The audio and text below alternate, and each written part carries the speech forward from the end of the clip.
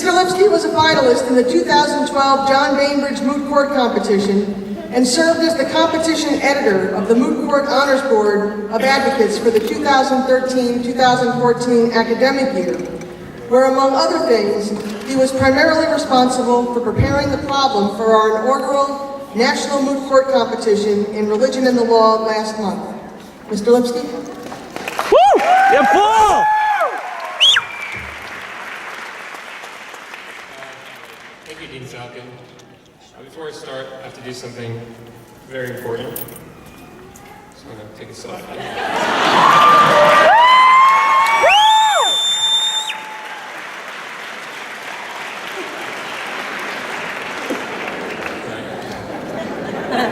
Class of 2014, congratulations, we did it.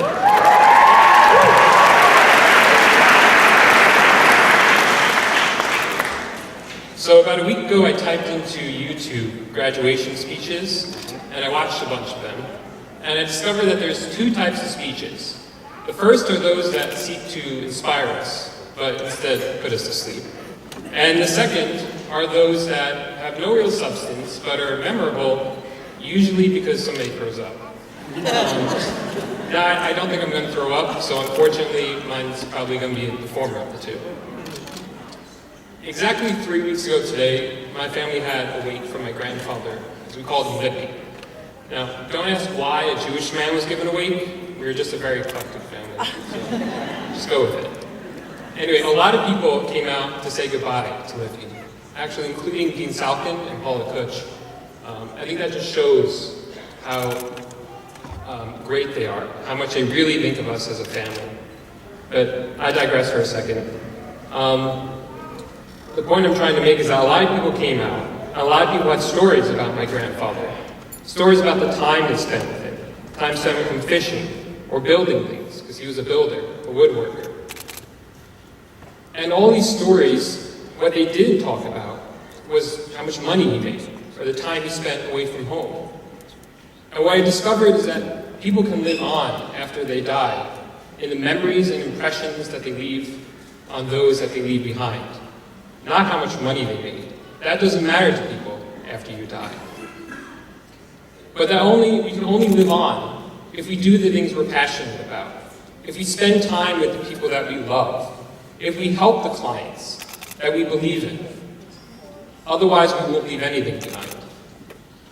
There are a few people here today, there are a lot of people here today, that have left a great impression on me and my life. First, my mom and dad. Mom and Dad, without you, I wouldn't be here today. You provide me everything in my life. I'm so grateful for that.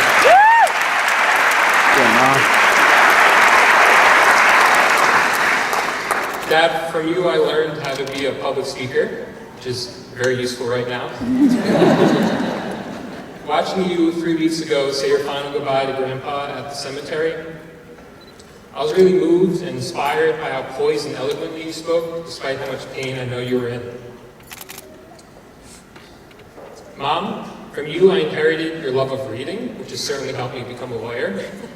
And I also inherited from you, I learned from you, how to be compassionate and sympathetic, which has helped me become the lawyer I want to be.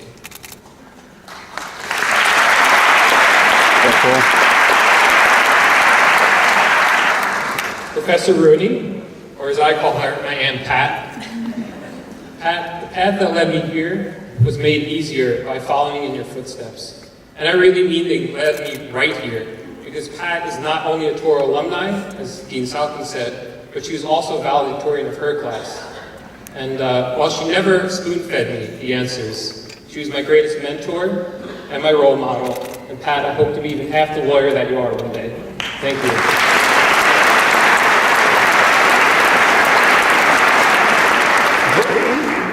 And most importantly, my therapist.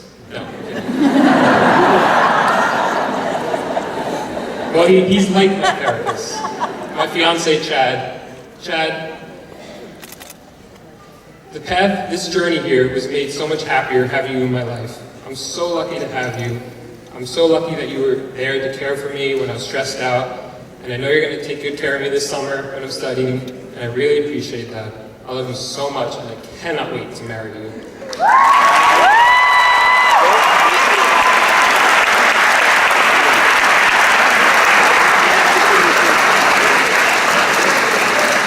most importantly, today, the class of 2014, thank you guys so much. You're my friends. I love you all so much.